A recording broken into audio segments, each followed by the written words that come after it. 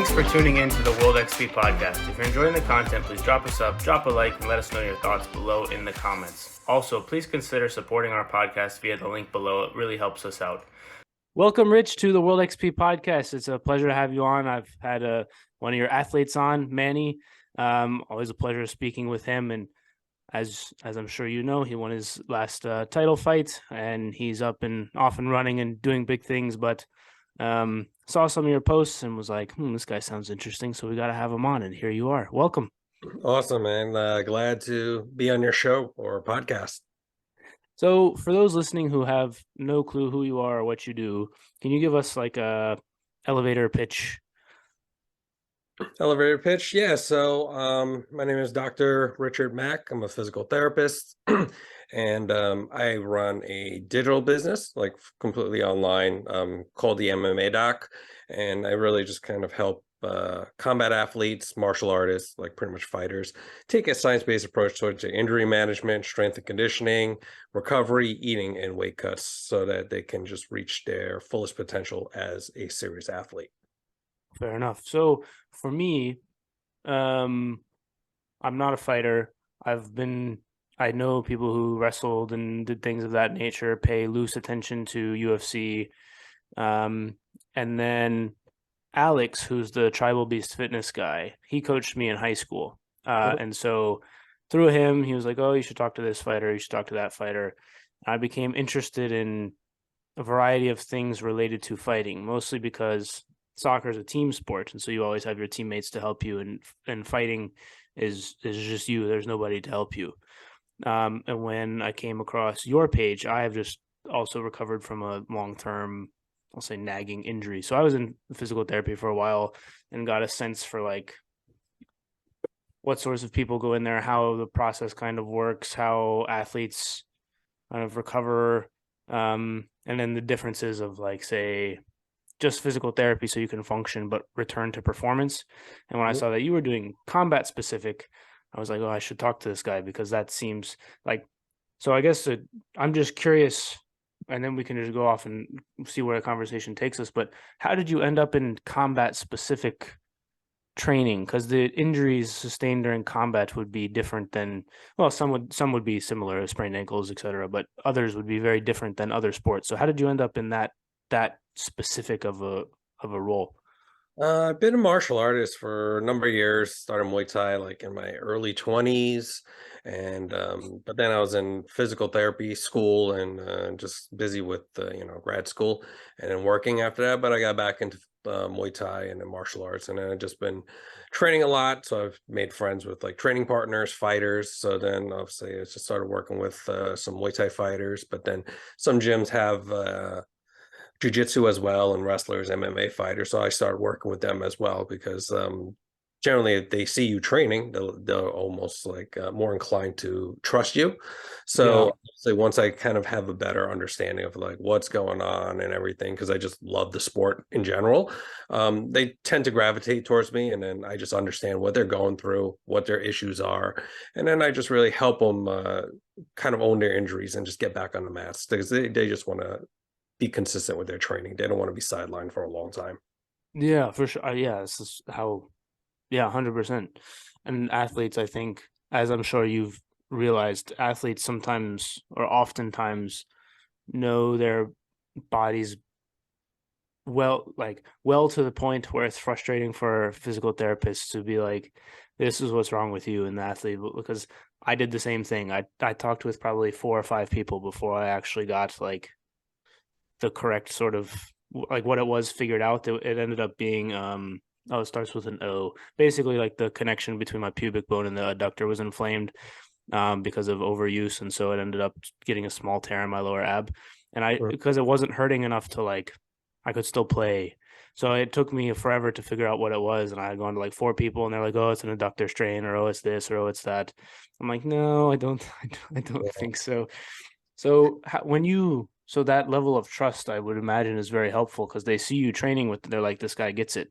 Yeah.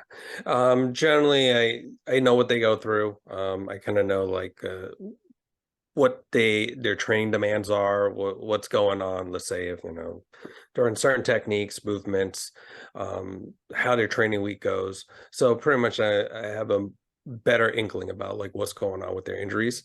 And generally, the modern healthcare system, like it's not very well suited for specific athletes. It's just kind of go in, they'll shoot an X-ray, they'll say this is wrong, but that's not really an accurate picture about what's going on. So generally, when they speak with me, I ask them questions and they're like, yeah, that's exactly what I'm going through. I was like, yeah, this sounds like you have this going on. And then we kind of just evaluate, see what's going on, get them on a plan. They feel great with it. They're back on the match training. And then, the reputation builds from there.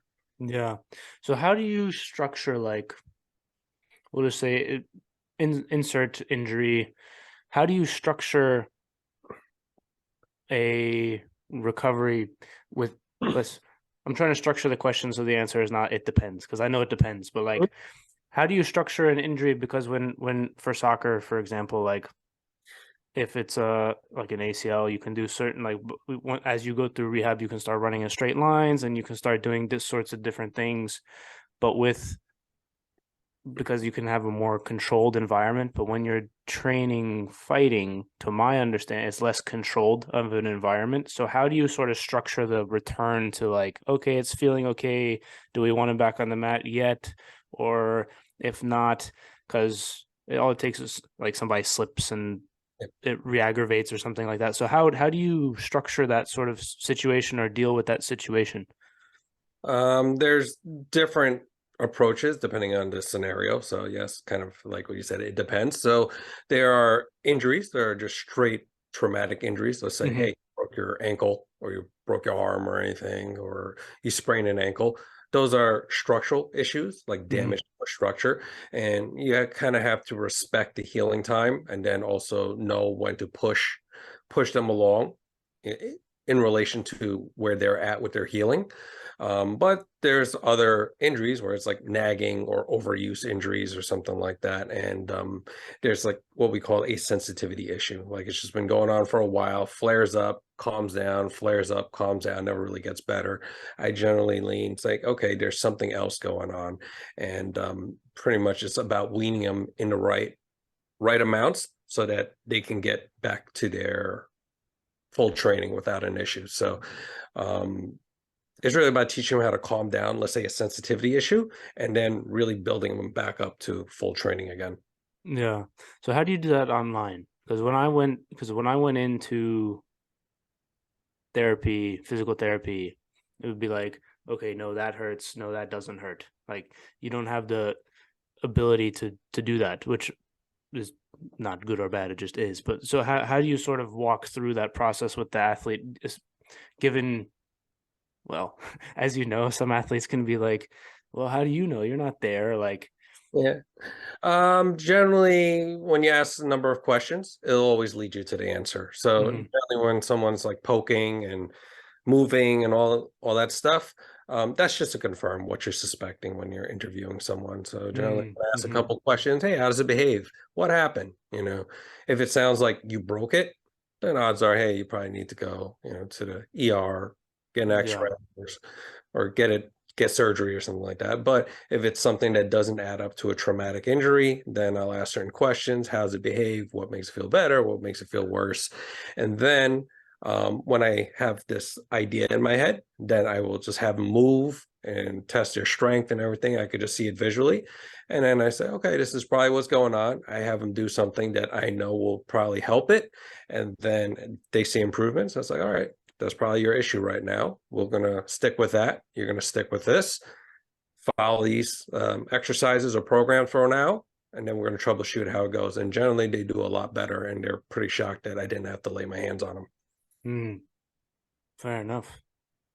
That's cool. It's cool because the world of sports and sort of medicine, like performance science, is shifting a lot, or has shifted a lot in the last even like 5 years, to where you have people that have such an expertise like yourself that come out of like this. I feel like there was a gap.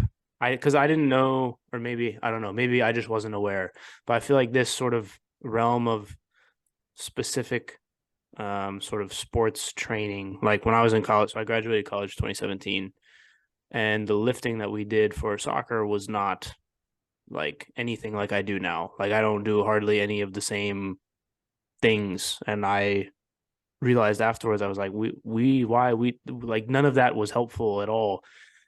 Um, was there a gap in the field, or was it just like how new is this sort of thing? Because I've just discovered it, so obviously since I just discovered it, it must be new, right? But Uh, so are you talking about strength training and sports performance, or are you talking about injury rehab?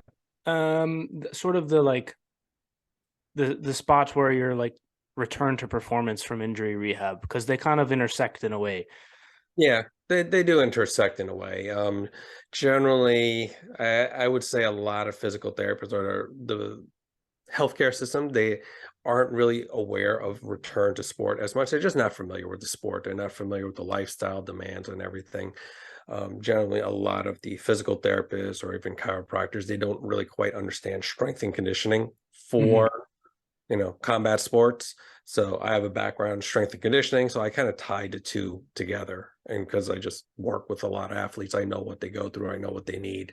And then I kind of just apply the science to that and then really kind of progress them back into their sport. So that's where that gap comes from because generally a lot of combat athletes or martial artists, they always think of physical therapy or rehab. It's just like, hey, someone's massaging them, someone's doing something to their body part, and then miraculously fix them. But it really doesn't work that way. It's really about just kind of getting them moving, getting them back Hmm. into the stuff that they need to do for their sport, and then really ramping it up so that they're fully confident going in. Yeah. After I got evaluated for mine, my physical therapy was basically a gym workout, essentially, is Mhm. what it got to. Um, I have a question that's related, but not especially. So I've seen like after the Conor when Conor McGregor broke his leg, and I think the other guy whose name escapes me, he checked another leg kick. It was like 3 years ago. Okay. I keep I keep seeing, or not keep, it hasn't happened in a while, but there was like 2 or 3 years ago. I remember there was one like on the soccer field. Harvey Elliott got a slide tackle from behind, dislocated ankle. And I remember thinking like this seems to be a lot of these like horrible like horror injuries, like more than I used to remember. Um, and I was wondering if you had noticed that or if you had thoughts on that. And I asked Manny a little bit about it, but he's like, yeah, you pick up a lot of these injuries in training camp for fighting, for your fights, and sometimes you just got to go into the fight with whatever it is, and it doesn't hold up. How do you? Well, one, have you noticed an increase in that, or is that just kind of like anecdotal? And two, how do you manage that as a fighter's getting close to like fight day? I think the rates of injuries is probably a little more correlated to just the time of technology, social media, everything. It's Hmm. just it's so accessible now. You're just going to see it just blasted in your face. Like someone breaks a leg, it's just all around the world instantly. It's not like before. So a lot of injuries used to happen in the past. Honestly, a lot of athletes that I've spoken to, or even coaches that I worked with, they tell me like about all the horror stories about them training growing up and all the like training injuries they just had to push through. So I think injuries have gotten better than in the past, but it's still far behind where it should be. And a lot of athletes right now, they do train through injuries. A lot of them don't understand proper strength and conditioning. They don't understand proper recovery. They don't understand proper nutrition because all they do is they just want to get enter the gym, they train hard, and they just want to fight. And combat sports, there's so much demand to go into a fight and so much science that you need to understand, but they just don't have that access to any professionals like that. It's not like an organized sport, let's say like, you know, professional soccer, professional football, professional basketball, or anything like that. There's no funding for any of that stuff.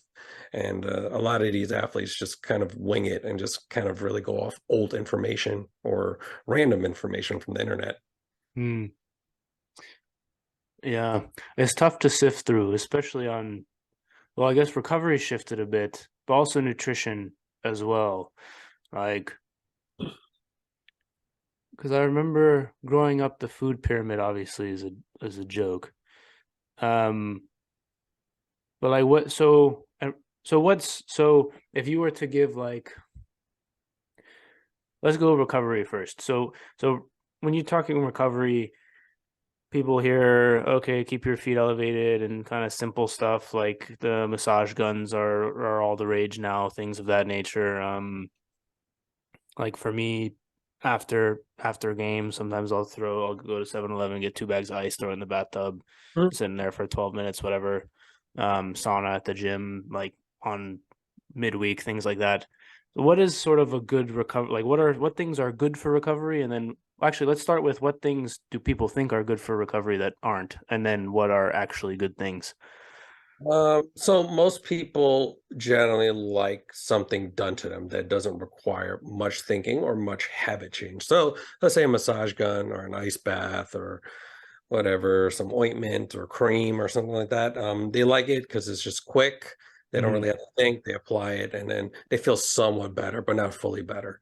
But what people really need is like habit changes. Like you really do need to sleep, like a adequate amount of sleep. You really do have to dial in your recovery where you're eating certain amounts of food and quality foods, and you need to hydrate at a certain level, and then you kind of have to manage your training loads, and that takes a lot more effort. And people don't quite have the patience to really sit down and do all that. So that's why they work with me, because I hold them accountable to all those things that will truly move the needle forward. Because once you understand the science and what really goes on in the body, all the massage guns, ice baths, and stuff like that, it'll help to a certain degree, but it'll never create the changes in your body quite like sleep or quite like eating properly or quite like hydrating properly, because once you understand what goes on in the body, you understand that all those things really can't replace that. Yeah. So of order of importance, sleep probably one, nutrition 1A, nutrition slash hydration like 1A kind of, and then the other stuff kind of falls into place afterwards. Yeah, it's like the uh little accessory stuff that you don't really need, you know. So what goes on in the body during sleep that makes it so important past like okay, you get a good night's rest, you feel better in the morning. Like what is going on within like the muscle tissue and everything else that makes it so important?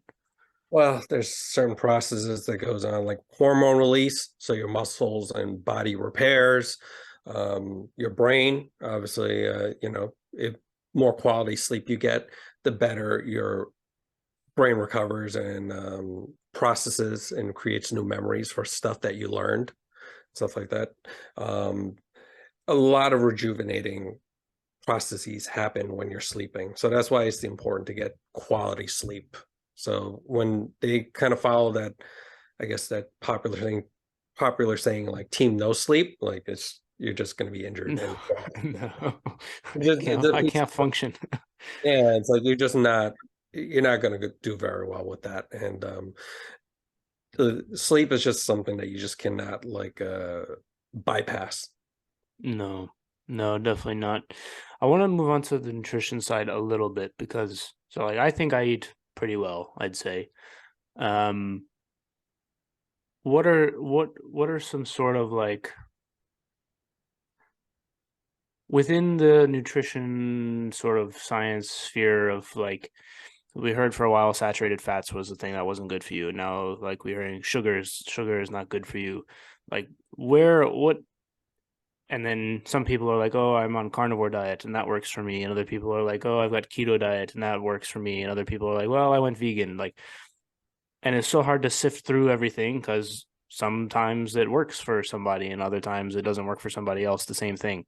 And so when people are trying stuff and they're like, in my head, I'm just like, let me generally stay away from like candy and processed things, like meats and vegetables and fruits and like eggs and like thing and make sure I'm hydrated and kind of just go from there. Like I don't what is well, I guess what are some of the myths that people think or like I don't just can you just touch on sort of nutrition generally and like what things are I don't know. Just touch on it generally, I guess. So with nutrition, there's just so many different opinions and obviously different approaches to it. So yes, like there are some people that believe in carnivore diet or keto or anything like that. But when you dig into it a little more, um, generally those people have food issues and they've just find like that structure of Hmm. following something that's very restrictive so that they don't have to think, they just have to just follow that, then they do well. Because all that it is just putting you in a calorie deficit. That's all it is. So Mm. if someone to say, oh well, keto was great for me and I lost weight. Well, one, you lost water weight because you're not consuming any carbs, but also you're eating just more protein and hopefully, more vegetables or whatever. And that just keeps you fuller than, a bunch of carbohydrates usually that or processed carbohydrates, like candy and all that stuff. So yeah, you'll lose weight, but then it's not really because of the diet. It's really because you're at a calorie deficit. So a lot of fighters that I work with or martial artists, they have food issues, and they feel like, oh, I'm an athlete, I have to eat clean. They always say, I have to eat clean, I have to eat clean, or I'm always eating clean, and it doesn't really mean anything to me because usually it just basically means that they're under eating, like they're just not eating enough to perform and recover.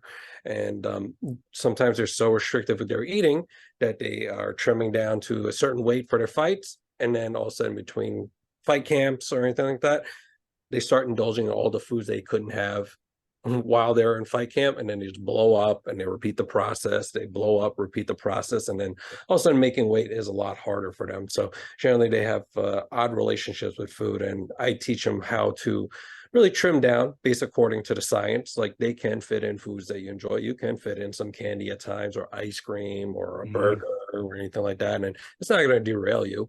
And once they understand the science behind it, then they're making better choices, and then they're able to maintain a better walking weight and perform better for their sport.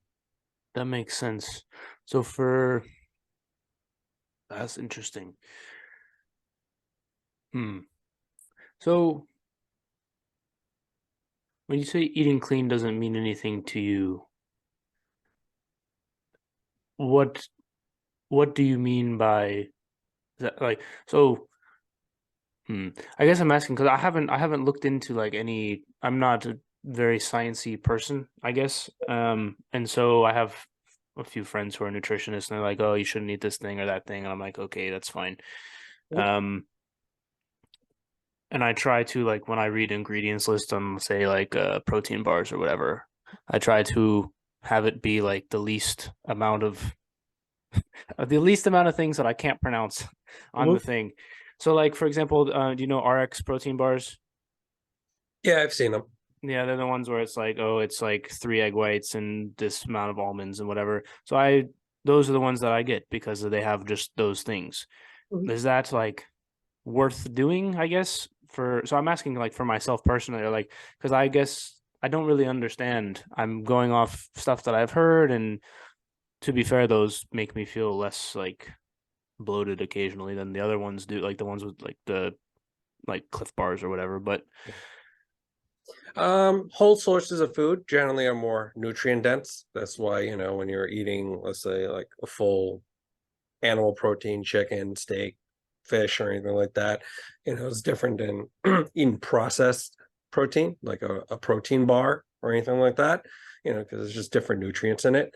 Um, Generally, when you stick to more whole sources of food, it is always better, but you can always fit in processed food. It's just when people have diets full of highly processed foods, then they generally have issues, right? So if someone's just eating, let's say, um, Oreos, like a bunch of Oreos and stuff like that, and all that stuff. It's just highly processed, highly refined sugars, and you don't really get much nutrients for the calories you're eating. And then all of a sudden, that's when they have issues. that makes sense. Another related question, but not really. Have you heard of athletic greens? I've heard of it. I don't know. It's like vitamin sort of. I wouldn't even call it a supplement, but it's like this powder that's like packed with vitamins and nutrients and stuff. Um, I was just curious to hear what your thoughts were on it, if you had any. But hmm, interesting. So, last question, sort of on nutrition. So, I've heard of stories or of people where they they say they've got like some sort of inflammation issues, and then they stop eating processed carbs and they go carnivore or whatever, and the inflammation goes away. Those sorts of stories make me wonder, like when you say in moderation you can have ice cream, like yeah, if you're eating good generally, like of course moderation is fine as long as you're not eating a whole stack of Oreos. What is in those foods that the body is like, yeah, we don't really like that? Because after a certain point, for me personally, of me eating like eggs for breakfast and some bananas and like some salmon and broccoli for lunch and whatever for dinner, chicken and something else like rice and something.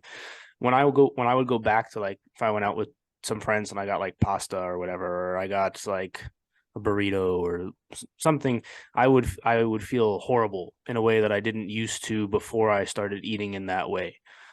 So like what is going on with the like body and the way that it's reacting to these things? It's really interesting to me because I know what I feel, but I have no idea why or like what is actually going on. I'm just like, I don't want to feel bad, so I'm just not going to eat it. Okay. Yeah, there's a variety of factors that does depend on it, but generally, when you're eating out or anything like that, it's just a lot loaded with a lot of fat, a lot of carbs, a lot of salt, seasonings, and stuff like that, and it will make you feel bloated and um, kind of sleepy and everything. So generally, people don't feel too great with it. Not a lot of people like that bloated feeling. So generally, when they're No. eating a lot, so they just don't like it. So um, whether they're putting certain ingredients in there, who knows? But generally, people just don't like to eat meals that are totally like loaded with salt, loaded with all the seasoning, fat, and carbs. Um, The yeah, body just doesn't react with it well, basically. generally, yeah, generally people don't really like it as much. Gotcha. Do you structure like sort of camps for fighters? Is it like they're fighting, like if they're like, hey, I've got a fight in 2 months, do you help structure their like 6 week camp? Yep, yep. We go year round actually, so there's always phases. So Manny is a great example. Hmm. Um, we work year round, and we're just like, hey, when's your fight coming up? Cool. I was like, this, we have this many months. This is what we're going to work on for this couple months. Then we're going to focus on this, and then we're going to dial it in. So when you're in fight camp, you're going to peak at the right time. And Hmm. generally, that's what a lot of combat athletes need. A lot of them are relying on guesswork. Sometimes they just start lifting weights when they're in fight camp. They're like, oh, I'm going to fight. I better start lifting weights. And that's like not a good time just to do it because you're not really going to get the benefits that you should. Um, so generally, I have them on year-round cycles. We're always working on something, and they perform a lot better year-round. And they, Yeah. So I'm not trying to make you give away your secrets of why people come to you, but like, how do you structure that in a way so that they peak? Because at some point you have to let the body recover so they can be then ready to go 100% on fight night.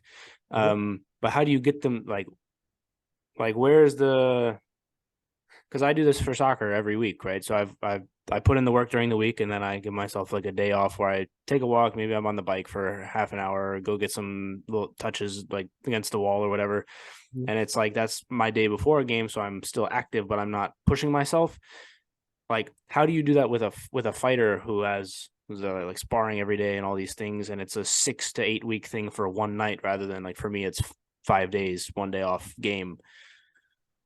Um, Generally, I'm aware of their training loads, how much they're pushing during their fight camps, what their fight camps look like, and then it's a little individualized. So, we'll kind of adjust things on the lifting end, on the cardio end, just to make sure everything is balanced and efficient, instead of them just trying to push through and hitting records for their cardio, hitting records for their lifts or anything You like don't want that. them maxing the day before. Yeah, they don't want them just trashed. So I really am aware of it that their needs are really for them to fight and put in Hmm. the focus work like during their training so they can fight well. So like I'm not the main star. I'm not really like there to take over everything. I'm just really there to get them as fit as possible, as strong as possible without taking away or making them feel trashed from the stuff that's really going to help them during their fight. Yeah. How did you how long did it take you to did you figure a lot of this out via, well, obviously when you were in PT school, but like trial and error on yourself, or like how long did it take you, or how long did it take you to kind of like, yep, this is kind of in this situation I do this thing, and in that situation I do that thing, and like maybe we'll try this thing this time because he had these 2 days of whatever exercise. How long did it take you to figure that out and kind of get a framework for yourself? It's always an ongoing process. Obviously, the field of combat sports is really new, so it really does take a lot of somewhat trial and error along the way, but just understanding the science, really understanding like research of certain things, like, okay, this is probably going to be too much for this person. Like, if you ever see people that do bro lifts or anything like that, or bodybuilders, that doesn't apply to combat sports. And there's reasons why it doesn't apply well to combat sports. Or most sports, really, to be honest. Exactly, but yeah, and so basically, when you're thinking that, but then it veers way off into like this sports specific end where everyone's just lifting or running around with bands attached to them and everything. But generally, once you pay attention to the research, you kind of understand like which fundamentals really works well, what sport specific work will truly move the needle forward, and like what's kind of nonsense. And then um, a lot of it is kind of like my own call. There's no formula really. I just see it. I said, this is probably what an athlete needs. This is what they need right now. This is probably the appropriate amount. And I see it. All my athletes are just performing well. They feel stronger. They're more durable. They're not injured. They're just doing multiple fights. They don't feel trashed during their fight camps. And I was like, okay, everything is going pretty well. So this is generally like the framework that I see that's working really well. Yeah, that makes total sense. I've noticed that a bit, like with newer sorts of things when you got to sift through, like, and I'm at the gym and I see like a high school or whatever trying to do some sort of plyos, and like they're not doing it right because they saw a video on Instagram of somebody doing it, and then like one time I felt the need to be like, hey, don't land like that. You're gonna hurt yourself.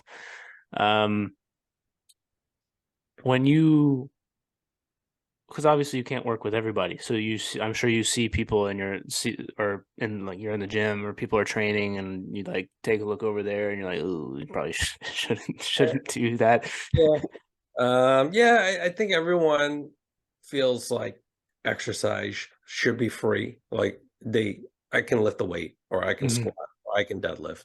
So I don't need to work with a coach. So they're generally, that's the mindset they have. I could just go online, look up some exercises or this and that, and I could program my own stuff. But generally, there's so much information out there, like different approaches, different views, all different exercises, that it's just information overload. So generally, a lot of athletes will just come to me, and then they'll tell me what's going on.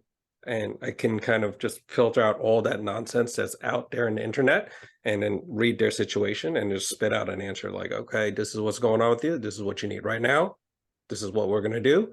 I'm going to guide you along the way. You just need to execute. Just lean into the coaching. Ask me about the guidance, but you will get the results if you follow what I tell you. And generally, that's why the athletes are doing well, because he's like, oh, I don't have to think. I just go in, I do it. I'm feeling better. My cardio is better. I'm feeling stronger. I'm not injured. And I'm performing better during my training, and I'm performing better during my fights. Yeah, I'm the same way with my some of my players that I coach or train for soccer. It's they think they are doing a thing correctly, and it's like you can break down one move for like an hour, and then their like mind is blown. It's like you're not paying me just so I can tell you to do a thing. You're paying me so I can tweak how you deceive with you move your hips this way and your head goes that way, and then you kind of make the body think go this way, and you really sell this or that. Like that's what you're paying for. I'm sure I mean, obviously you've experienced that. You've created a whole business online for yourself doing that. When did you? How did you get into MMA in the first, like all the way back when you started doing Muay Thai? How did you end up like drawn to it? I always loved martial arts when I was a kid. It was pretty cool. I just go by and I see like a karate class, but we never did it. Because we just didn't have too much at that time. And then as I got older, I was like, It's like, oh, I want to do it, like in my early 20s. But this was like I actually started after I injured my ACL. I actually tore it and I had the Mm. reconstruction and everything. But I was like, oh, I want to do martial arts. And then I jumped into it. And then I realized like I really like Muay Thai. And then I just started doing Muay Thai. And it really just took off from there. It's just been, I never imagined a career in it. I just really enjoyed it. But it just became a career later on because I just felt like, oh, wow, like this is what the sport needs. And, you know, I didn't really look at it as a money making opportunity because they just don't, it's not an affluent niche really. It's just more like I found a way to leverage it that I can still have a business, still, do pretty well in life but really like serve really the population that I'm called to serve.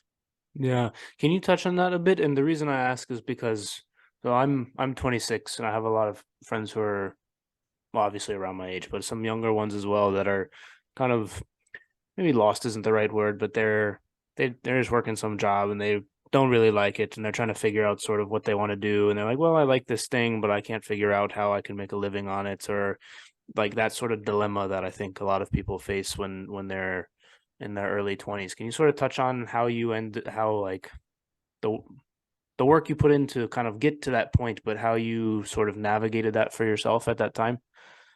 Yeah, I've been a physical therapist, was it, since 2009. So I guess it's about almost 14 years now, I think. Yeah. Hmm. So, but I've been working in like clinics and stuff like that for about 11 years or something like that. And, it's just general population, mix of athletes, older people and everything. And but I always kind of did martial arts on the side. It was just my thing. And I always loved it, but I just kind of knew like martial artists are broke. Like they just don't really are well off like that. They're not golfers or anything like that. And my business coach was actually, has a business and then he was working with fighters. I was like, oh wow, that's really cool. Like he's just working like digitally with fighters. And then the pandemic hit and I realized like, all right, well, I don't think I'm going to be working with people and for quite a while. So I was like, I need to really like do something. And I was like, I want to make a jump. I was like, I'm going to work with combat athletes as well, since I've been working with them in person anyways.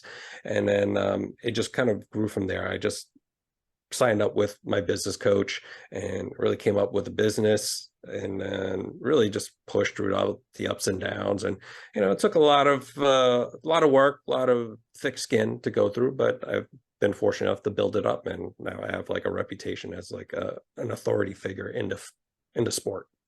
Yeah, getting the name MMA Doc helps. Helps, I think, with that. That's cool. I didn't realize it was that new because I did the same thing when COVID started with both the podcast and a few other things. Is like, well, I'm going to be sitting around here. I should probably do something with my time and not just play video games and eat pizza and whatever. Um, that's cool, man. That's really cool. A lot of people, I found myself recently, just personal sort of anecdote. I found myself a lot of people I've been talking to on the podcast and via other things. Like almost everyone has a very similar sort of story of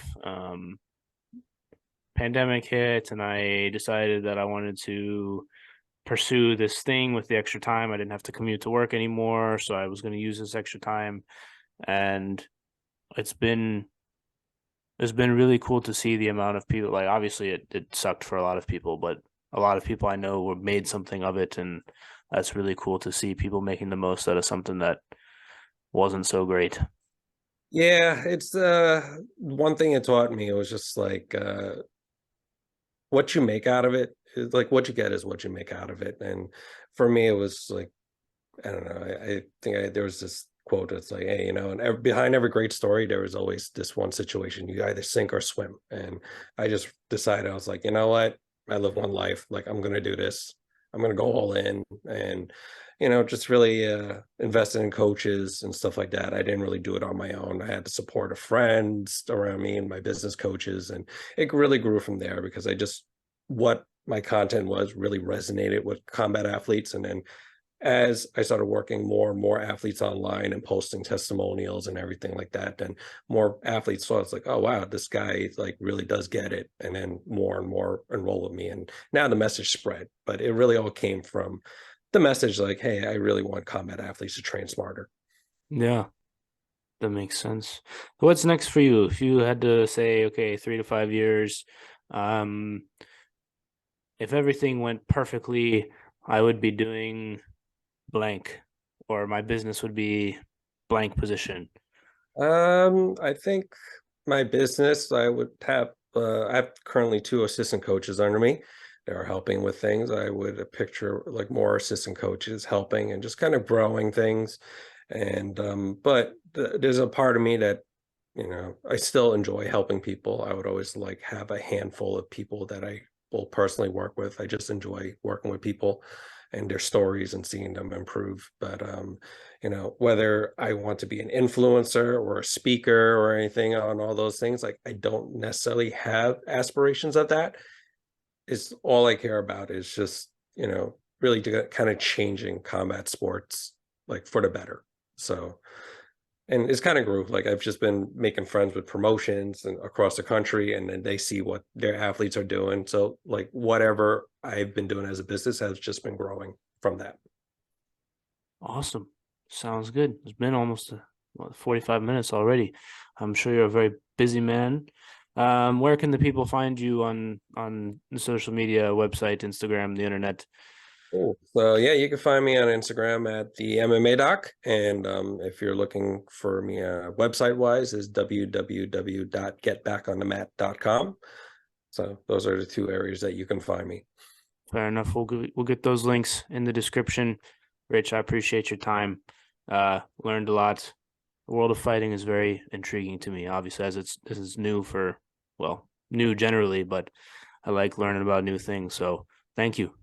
Yeah, it's a very cool culture, man. Get into it, train. You'll kind of like really catch the bug, and then you'll start training a lot, and maybe you want to fight as well. I don't know. I don't know about that. Maybe one day. Maybe I'll go watch one of Manny's and then we'll see. We'll see how it goes.